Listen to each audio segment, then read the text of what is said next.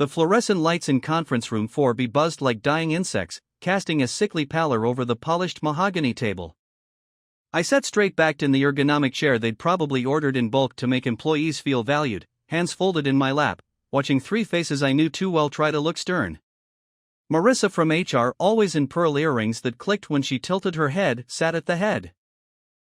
Flanking her were Edison, my direct manager, whose tie-knot was already loosening like it knew what was coming, and Lena, the compliance officer who'd once bought me coffee after a late-night audit and told me I was the glue holding this department together. Today none of them met my eyes for longer than a second. "We've received concerning reports," Marissa began, sliding a single sheet of paper across the table. It was an email printout, timestamped 2:17 a.m. Last Thursday, forwarded from an anonymous internal tip line. Grainy security still showed me leaving the building at 11:43 p.m., then entering a glass-fronted office tower 3 blocks away at 7:12 a.m. the next morning. Someone had helpfully circled my face in red. "Our employment agreement," Edison cut in, voice flat as printer paper, "explicitly prohibits moonlighting for competitors or engaging in any activity that could create a conflict of interest. You've been observed entering the headquarters of Apex Dynamics, our direct rival, multiple times over the past 6 weeks. After normal business hours. Before normal business hours. Sometimes both in the same day." I let the silence stretch. The clock on the wall ticked past 3:14 p.m. outside the frosted glass door. I could hear the muffled clatter of keyboards, the distant laugh of someone in sales closing a deal. Life continuing as if nothing catastrophic was happening in here. Marissa cleared her throat. "We have screenshots from your company laptop's browser history showing searches for Apex's internal project code names. We have logs of your badge swipes at their lobby turnstiles. We even have a photo timestamped of you in their executive elevator with their VP of strategy." Smiling, Edison leaned forward, elbows on the table. "Look, Alex, I liked working with you. You were reliable. Quiet. Got shit done. But this? This is betrayal. Corporate espionage territory. You're terminated. Effective immediately. Security will escort you to your desk to collect personal items. Your access has already been revoked." Lena finally looked at me. There was something almost apologetic in her eyes, but she said nothing. I didn't flinch. Didn't raise my voice. I just reached into my jacket pocket slowly, so no one panicked, and pulled out my phone. I set it face up on the table between us. "Before you call security," I said quietly, "you might want to see this."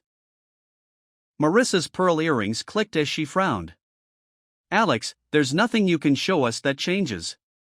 I tapped the screen once. A video call connected instantly. The face that appeared was older, silver-haired, wearing the same navy blazer he always wore for board meetings. Victor Langston. Chairman and majority shareholder of this company. My grandfather. The room temperature seemed to drop 10 degrees. "Victor," I said, keeping my tone even.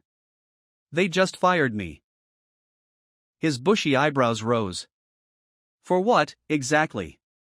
"Working 2 jobs." I turned the phone so the camera caught all 3 faces now staring back at him like deer in high beams.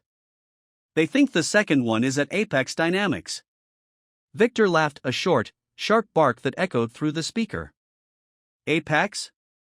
Those clowns couldn't steal a paperclip without tripping over their own shoelaces." He leaned closer to his camera. "Marissa, Edison, Lena. Good afternoon."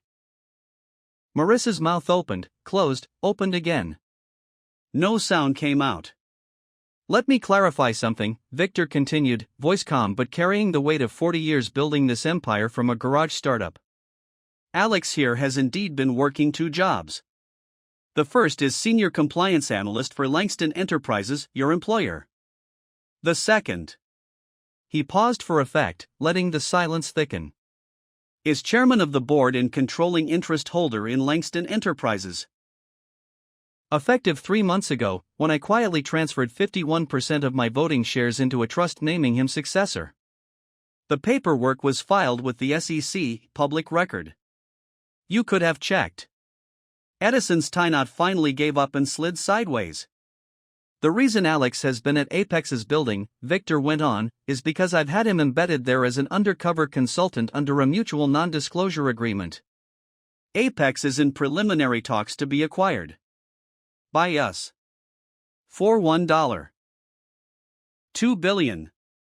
Alex's moonlighting has been gathering due diligence intel so we don't overpay for a company that's been cooking its books for 2 fiscal years. He reports directly to me. Not to you. Not to legal. Not even to the CFO. Lena made a small, strangled sound. Marissa's earrings had stopped clicking. Her hands were white-knuckled on the table edge. We had no knowledge. Of course you didn't, Victor said mildly. Because you didn't ask. You saw surface-level evidence, assumed the worst, and pulled the trigger without verifying. Classic failure of due process.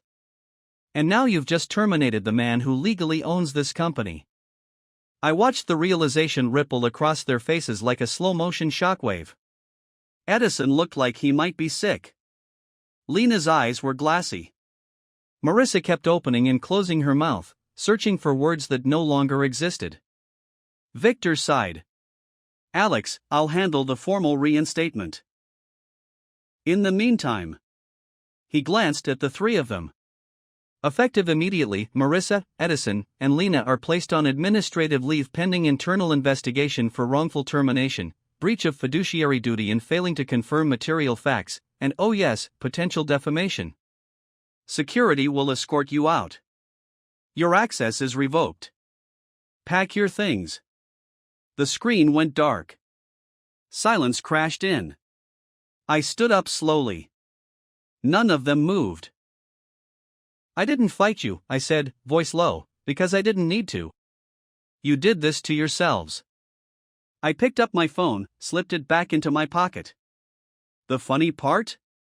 I was going to tell you everything tomorrow. The acquisition announcement was scheduled for Friday. I had the champagne chilling in my fridge at home. We were going to celebrate. All of us. Edison finally found his voice. It cracked. Alex. I didn't know. You didn't ask. I walked to the door, paused with my hand on the handle. And now you never will. I stepped into the hallway. Behind me, I heard Marissa whisper, "Oh God," like a prayer that came too late. The corridor was quiet, everyone else still at their desks, oblivious. I passed my old cubicle. Someone had already logged me out, the monitor was black. I didn't stop. Didn't collect the photo of my sister on the shelf, the half-dead succulent I'd been trying to keep alive for 2 years, the mug that said world's okayest analyst. None of it mattered anymore. The elevator dinged. I stepped in alone. As the doors closed, I caught my reflection in the polished steel. Tired eyes. A small, almost imperceptible smile. They'd fired me for working 2 jobs. They'd never checked which 2. And in the space of 15 minutes, the entire power structure of the company had inverted. The quiet analyst they dismissed as replaceable was now the one deciding who stayed and who went. The ones who'd sat in judgment were now the judged. I exhaled, long and slow. The elevator descended.